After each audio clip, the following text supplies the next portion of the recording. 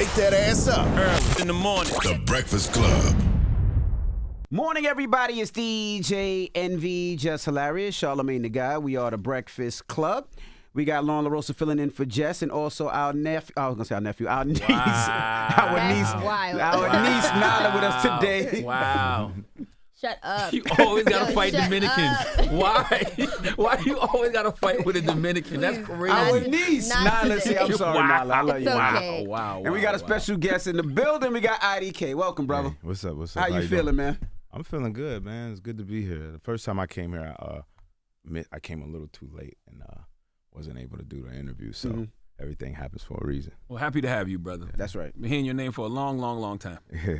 How was the show with G-Eazy? How's the tour going? So far, so good, man. G been real cool, and he actually brought me on my first run ever in my life, like in like 2015 or something like that. So it's like full circle, you know. Lovely. Yeah. So for people that don't know who IDK is, where you from? This is the first time some people are hearing you. Give them a breakdown of where you're from, what your name stands for, and all that. Oh yeah, so it's IDK from the DMV, PG County, Maryland specifically. You just said you was from Queens the other day, Nala. And Tampa, and Germany. First of all, You y'all gonna not claim all gonna that? do this. Y'all not gonna do this. I'm an Army brat. My family from Florida. I grew Gotcha. up in Maryland. I went to Meade High School. I'm from Severn, Maryland, so don't do Okay, that. okay, And then okay. I moved to New York for college. Okay. I've been here 11 years. That kind of sound like me. Like I was born in London, but I came to America when I was like 2 years old. So I grew up in the DMV, PG County. IDK stands for ignorantly delivering knowledge. I've always liked that acronym. Absolutely. Oh, yeah, Because I appreciate totally understand what you mean when you say that. Because Yeah. I always say you got to be the perfect balance of ratchetness and righteousness. Yeah, So ignorantly delivering yeah. knowledge is like saying I got to put the medicine in the candy. Right, Gotcha, kind of gotcha. like that. Yeah, it was. I was actually in prison when I came up with that acronym, and so I was in state prison when I was younger, and I came up with the acronym ignorantly delivering knowledge because I wanted people to be like, what does IDK stand for?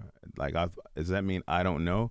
And I always feel like if I prompt somebody to ask a question and I answer it, you're more likely to remember it than me just telling you. You feel me? Well, how did you get into rap? I'm sorry. I was gonna say you mentioned prison. Yeah. And coming up with a name there. You went to prison the same year that you went to college. Yeah. One of the times I went. Because it was What Ford, was right? first? Yeah. So let's talk about the High first school. time, and then I want to know how the whole I'm going to college, but then I end up in prison. Like, what's that story? How does that track? Man, first of all, I come from like a West African background. So my mom's from Sierra Leone, my dad's from Ghana. I'm literally the first person in my family to get locked up.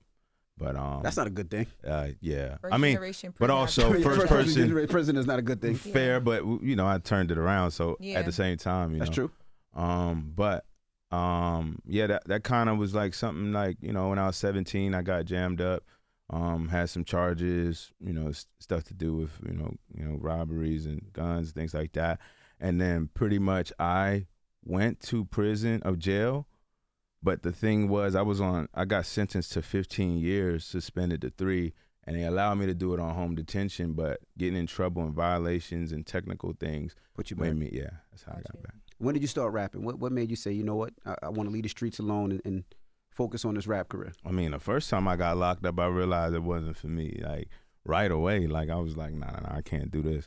So you know, But you went back 3 more times. yeah, but it was like violation, technical stuff. Gotcha. It was like I'm not judging you. coming. I've No. been several times myself. Okay, so, I'm not judging you. Don't think I'm judging you. Okay. Nah. It was technical though. It wasn't like I kept doing things. It was just violations and stuff like that. But basically, the last time I was in, before I went in, I was listening to like Kendrick Lamar and like J. Cole and you know where I'm from, people don't really listen to that. But I had a friend that went to like FAMU, and he would come back with like more, I would say, eclectic rap. And I was like, oh man, people rap like this. That's interesting. So I remember being in prison. I was a tutor, so I helped people get their GEDs, and I also was a barber. And I just remember I would just write music, and everybody would listen, like see me like bobbing my head writing, and they'd be like, yo, spit, rap, like I ain't know you rap, like. And And so one day I just did it, and I was like, man, if I can make people that's pissed off in prison like music, maybe it'll work for me when I get out. What lifestyle changes did you make though? Because my dad used to always tell me, if you don't change your lifestyle, you're gonna end up in jail, dead, or broke, sitting on a tree. What lifestyle changes did you make? I just started feeling like I needed to actually get a job. So when I first got out, I didn't care what it was. Actually, my first job was McDonald's. I was proud to go to McDonald's and work. To be honest, because I was like, man, I got a job. I got some type of purpose. Like, let me try to just turn this around. So that was like probably the first big one. And then trying to go to school, like I was going to PG Community College. So getting back in school was another thing. Yeah. For the first time that you went to jail, what would you attribute like the why to? Would you say it was like the internet? Would you say it was just your environment? Would you say it was the want for love? Like my parents loved me, but I didn't know how to comprehend the way they gave me love, right? So I never got great grades. I grew up middle class, but I was surrounded by the hood, and I went to school in the hood. So I identify more with the people that also didn't get good grades, and that comes with a lot of stuff because they coming from different backgrounds and they doing different things. So I felt like whenever I would do something bad, they would show me respect, and that was the love that I wanted. I'm glad you got that explanation quick, because saying you want to go to jail for love is crazy.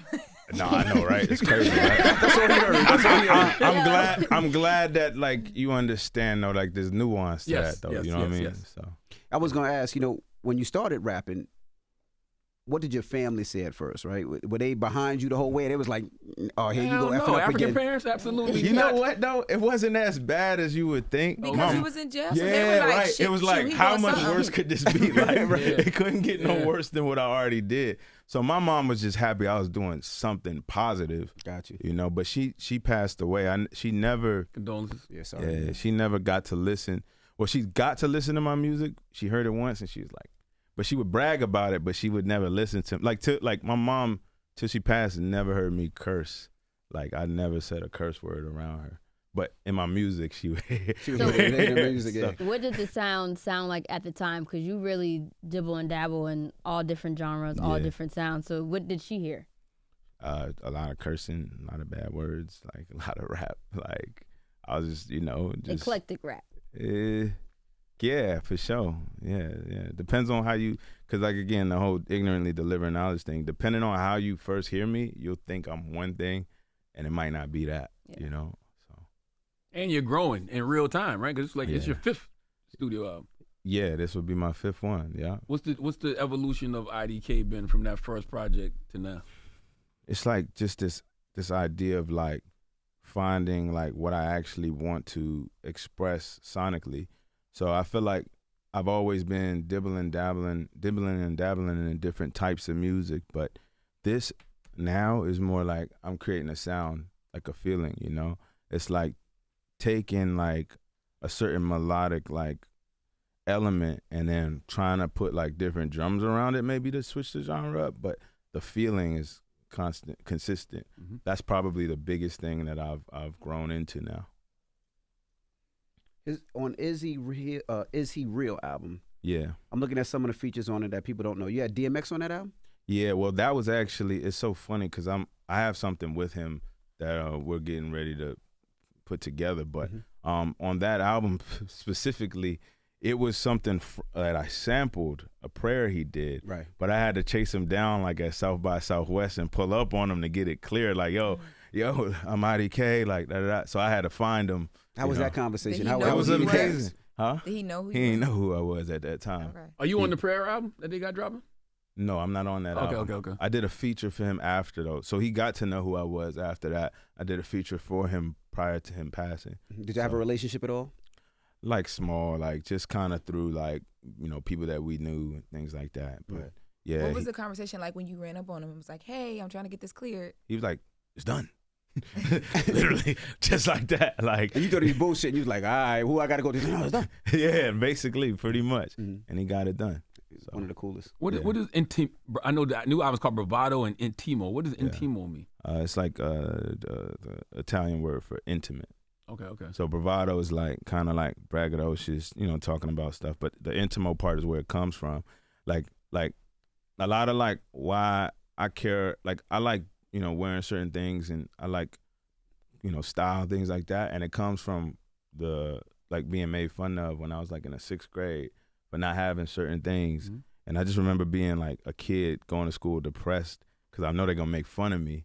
So I remember 9th grade, that's before I started getting into trouble and you know, and getting money. I literally said to myself, I will never be made fun of for dressing bad ever again for the rest of my life.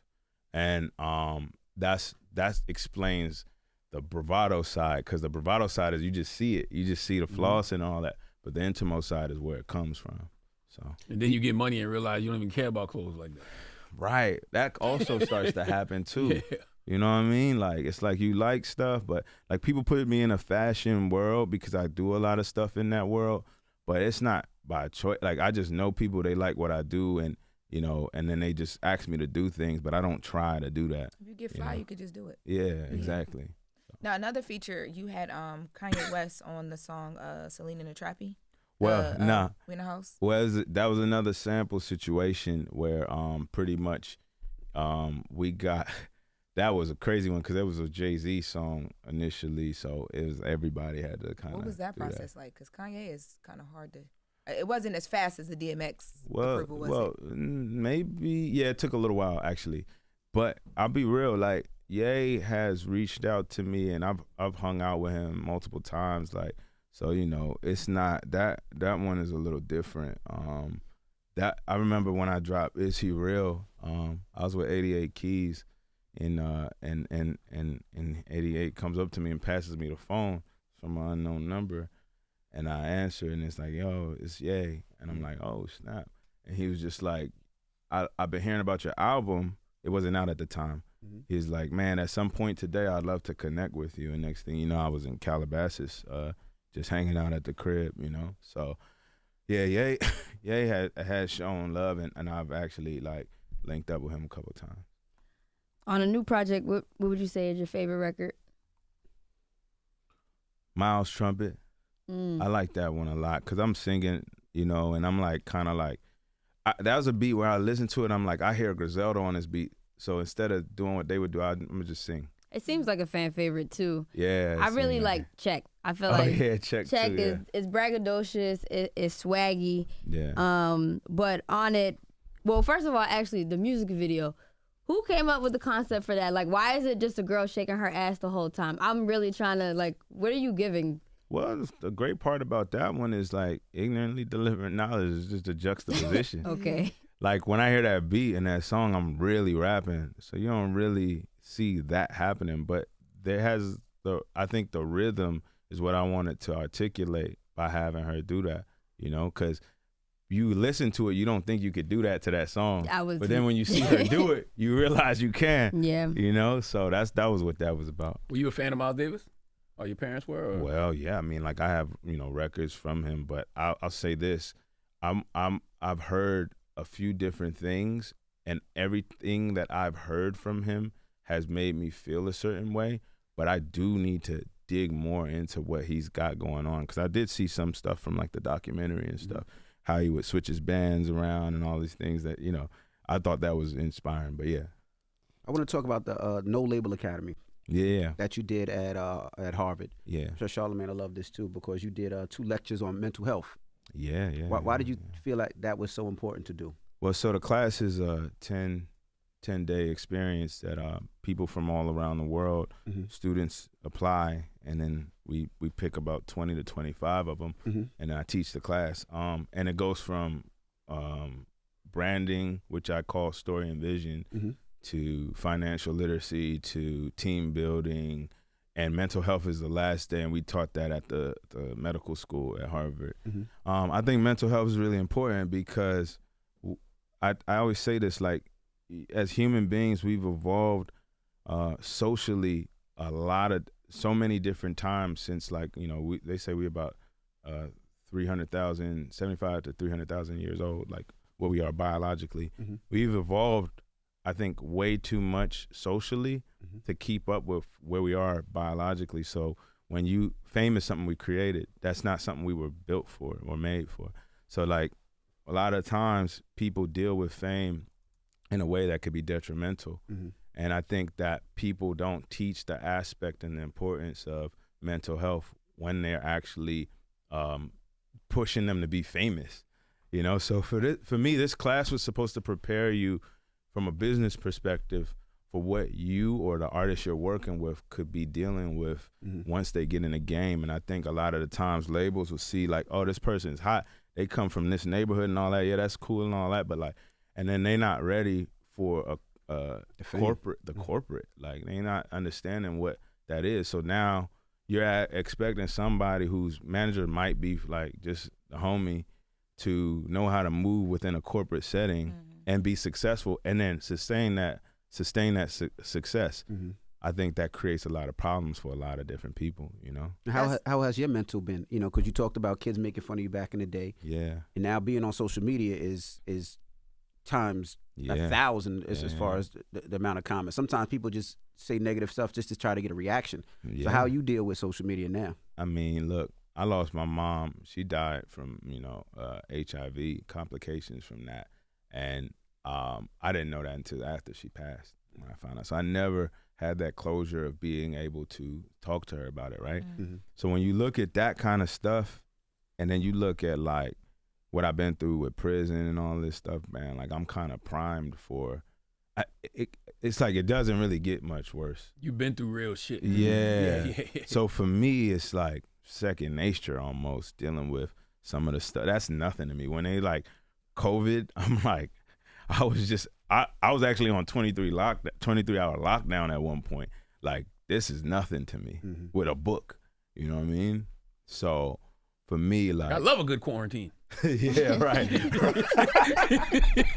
of stupid. I got a phone. Yeah, so to me, it don't really get much worse. So I just try to like figure out how to express that to people who haven't gone through those things. That's what my class is mainly for when it comes to that aspect. I like what you said too, because I never thought about it, but it's true. Fame is a social construct, and nowadays everybody thinks they're famous.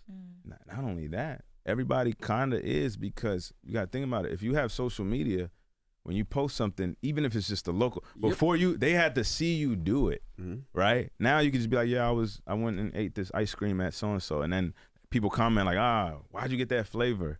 Like, that's what everybody has some form of fame if you have social media.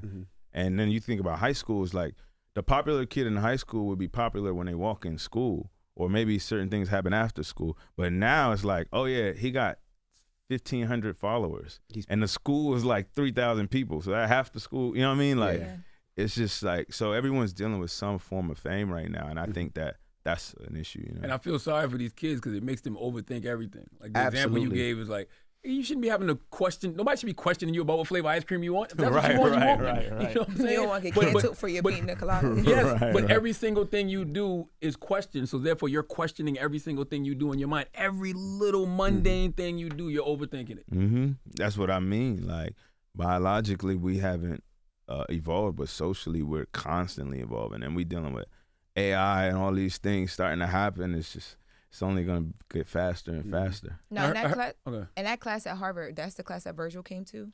Yes, Virgil, before he passed, he was supposed to speak for 30 minutes. He spoke for an hour and 30 minutes. Oh, wow. Shout out to V. So you saw this happened like a few months ago, a few months ago when they Blue Star Alliance acquired Off-White. LVMH. Okay, yeah, I saw that. Yeah. And you saw people, I know you said you don't like being put in the fashion lane, but I just would love to get your opinion on that, because people were upset about that because they felt like it was going to devalue the brand and what Virgil had worked for. How you feel about that? Well, whenever art meets commerce, it's always going to get watered down. If I sign to a record label, there's songs that are better singles than the song that I might believe because of the range of entry points people could have to that song. You make that decision once you decide to do art, because we could do whatever art we want and be homeless. If we okay with that, that's cool too.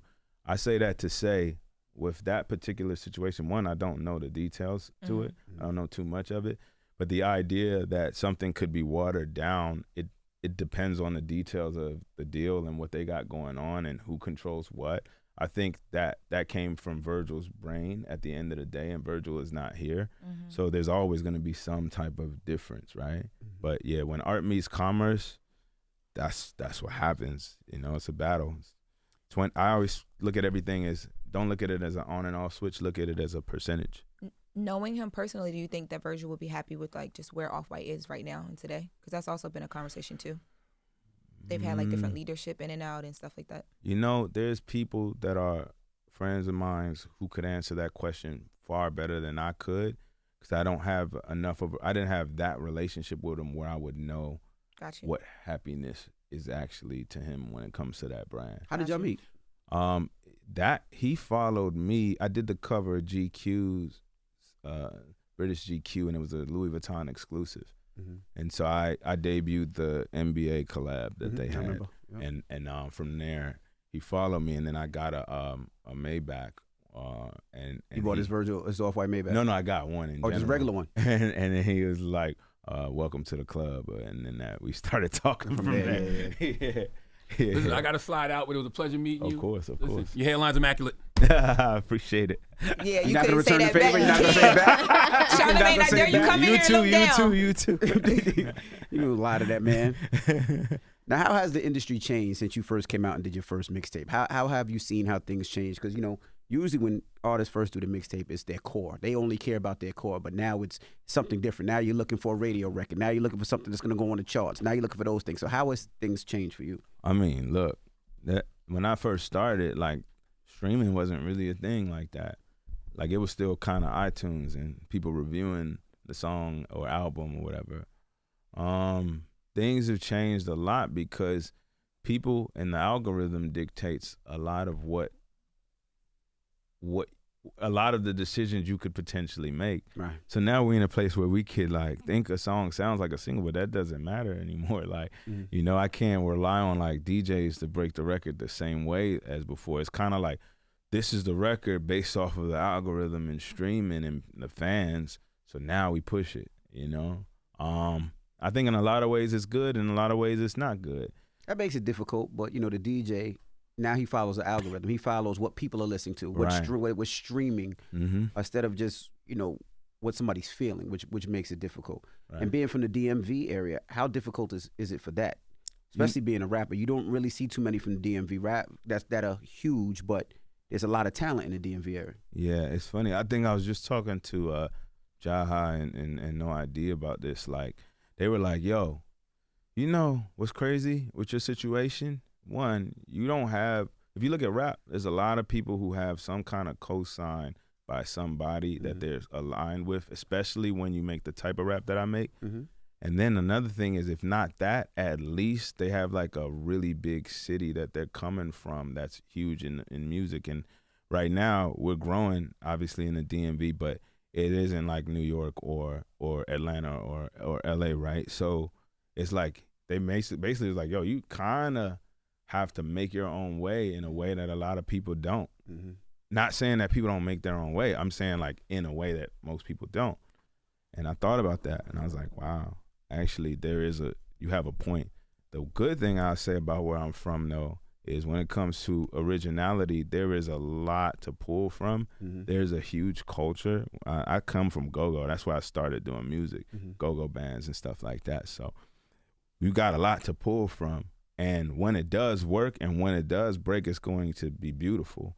However, you got to roll up your sleeves. You know, you got to remain poised. Yeah, I feel like the DMV area doesn't get heard like it should. You know, and I honestly, if I didn't go to Hampton, I would have never understood the DMV area. You see artists like Wale that took a long time to break through, or even Pusha that took a long time to break through. It's like it comes so last with the respect, and I think because it's such a small area but a big area. Yeah, man, it's a melting pot of a lot of beautiful things, you know. And I think that like there is a certain level of, I say like, segregation within the type of thing that you may do versus the type of thing this person might do.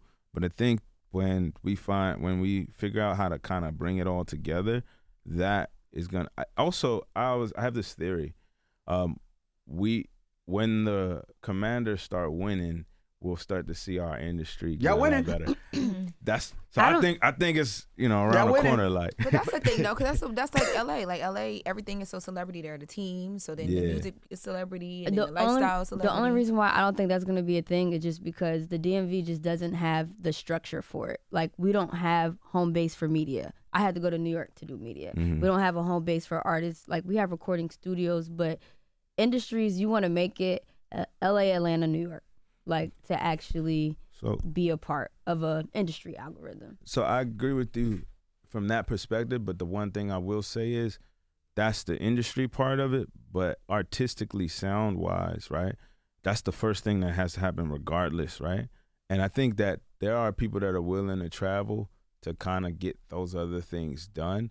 I think that, like just even recently, like, they got, like, El Custo with the song, and then Earl Sweatshirt was on it, and then it started blowing up. And I remember I saw the Earl part of it, and I was like, this sound like he like rapping like he from the city. Like, this is what he sound like. I didn't know that the dude whose song he was on was from, you get what I'm saying? Mm-hmm. So I think like that opens people's eyes to the sound, and I think that, or ears. And I think it's a good thing. Yeah. Like, I think the lack of the industry is a good thing because it keeps us having a regional sound or a regional flavor, and a lot of cities lack that because they have those outlets. Yeah. Yeah. And also, look, man, rap is, they saying right now, rap is very regional, like, based. Like, they've got people in France that's the superstars now, and they ain't looking at what's happening in New York to see who the superstar is now, you know? So I think building on that is probably one of the most important things. Now, coming up in the DMV area, were those artists having open arms for you, like a Wale or Pusha? I know you got records with Pusha. But. Yeah, Wale. I got like 2 with Wale. Wale brought me out, like the first year I started popping, he brought me out to do his Wale and Friends show. Mm-hmm. I remember that. He's one of the first to embrace me. That's dope. Push, I had Push, I feel like followed me on a gram, and we just kind of was chopping it up. And then I asked him for a record, and he's like, I got you, and he sent it through. I definitely got embraced. I think that the thing is that, like, again, it's kind of segregated in the sounds. So certain people only listen to this sound, and then certain people are more open to other sounds. I think as we start to progress, that'll change, hopefully. But that's what I'd say. Yeah, absolutely. You said on this project, once you turn 40, you retire, and then you disappearing. Like, is that really the end goal? I don't know if I'll disappear, but I think that by retire, people think I mean like stop rapping, and I don't know if I mean that. I mean, right now, I'm constantly competing with myself to do better every time. Like, to the point where, like, you know, family may get neglected. I don't, you know, I talk to my family on like the holidays and stuff. I don't, like, my grandma wants to hear from me more and things like that. Oh my God. Yeah. Not every day? Nah, not every day. Nah. Like, I'm not even in the mental space with how I view success to be able to tap into that every day. Every day is, what can I do to make sure that when I'm 40, my family, I don't have kids or anything yet, and I'm not in a relationship, but one day You're not dating Billie? No. Yo, everybody thinks y'all are dating. What? Nobody thinks I'm dating Billie Eilish. Okay. No, people. I did see something one time about that, but I don't. That was like a while back. Okay. Nah. Okay. Y'all just cool. Yeah, she's a homie. She's an Okay. amazing artist. But yeah, like when I get what was I saying? She see it Yeah, too. you looking. She You see, already talked about this, so you knew people thought that. I said that. I Oh, said okay. people said it. Yeah, for sure, yeah. but I guess it's because they were trying to piece together like photos, and I guess the way y'all which take was photos. crazy. I'm like, Because bro, you know that's when not it's my a guy house. and a girl, it's Oh. like That ain't my house. I don't know what they was talking about. dang. Yeah, I think she posted stuff, you know, of me and things like that, and People I'm just be wanting relationships to. that's interesting too. Yeah. Like, but no, like I'm just trying to make sure that when I am 40 and I decide to, it's like everything is structured and laid out for me in a way where I can actually do that comfortably. So till then, you know, hustling. I mean, Billie Eilish is single though. I'm about to say now I'm going down this rabbit hole. Is she? I will say, again? time waits for no man when it comes to, like, yes, your career, but also your family too. Family. So and- definitely call your grandma. No, for sure. No, I know it. I'm not saying. I just sent the picture in the WhatsApp Got right it. before we got. Okay. Like, I'm not saying like So I'm you like. in contact. No. It's just you also working a lot Okay. too. Yeah, So yeah. like It not ain't- talking to your girl. I'm like, dang. I didn't say I don't talk to my grandmother. I probably talked to her like a week ago, 2 weeks ago, or something like that. Like I talk to her every so often. I have a big family too, so when I talk to my grandma, now everybody I gotta holler at so and so. Yeah. It'd be like a 3-hour thing, you know what I mean? Like so. I understand. Yeah. Well, we appreciate you for joining us today. The new album BRAVADO is out right now. Yeah. And thank you so much. And I know last time, I know you came late, but we glad you came now, man. Yeah, Appreciate it so I'm glad much. we Great can make talking it. to you, brother. We came early this time. Yeah, I see. Y'all was on time. This time y'all wasn't effing around. Yeah, for sure. Now you got me IDK. down this rabbit hole of the photos and all that. Oh, She's setting you up with Billie Eilish right now. is this like a press outlet? What's going on? Like, Oh, what am I reading? yeah. Hip Hop DX. But it's if you Oh. just Google you and her, it's a few outlets. But Really? yeah. See, you thought I made that. He's like, that nobody No, said but I that. think- I'm like, no. I really saw Did you I've that. take heard- it offensively I've- because of the age thing? Because you had said like, yo, she was like 17. It was like I mean, you were of 28, course, right? that has was, a lot to do yeah. with it. You know what I'm saying? I mean, Yo. I mean, because the way you responded was like, what? Her? But I mean, the age thing, of course. But then it's like, y'all just really homies in real life. Like, it's really not that. Yeah, like she pressed me out about something the other day. We was being funny about What it. you do? I didn't do nothing. Why'd she press She you? thought something happened, but it Oh. was like a song leaked or something like that, and she was Mm. like, "Who did that?" But it was a funny press. It wasn't a real Oh. press. It ain't like not full court, half court. You know. So you gonna retire at 40, right? And this has nothing to do with Billie Eilish. But Okay. you gonna retire at 40. At 40, then you're gonna start reconnecting more with your family. For sure. Then you're gonna have you wanna have a family as well. Yeah, I would love to. You know. How old are you now? 32. 32. 32. So Mhm. are you like are you dating somebody? Are you in a relationship? I'm Are not you, in a relationship. So or like, what dating age does nobody that right now. come in? That's not an age. It's a feeling When you thing. find Like, it somebody. can happen I'm right just now. saying because you got an age for your retirement. You got an age for when you plan on like doing more than just dropping the photos in the WhatsApp to Nana. Okay. So I'm just trying to see if there's like a timeline here. that we can Definitely track. not a timeline on something Okay. like love and connecting with the right person. It could happen right now. IDK, ask Yeah. her the same question now. Okay, yeah. Same question right back at you. Which was I asked you a couple What's the questions. age? Oh, what's my age? I'm actively trying to figure it out right now. Okay.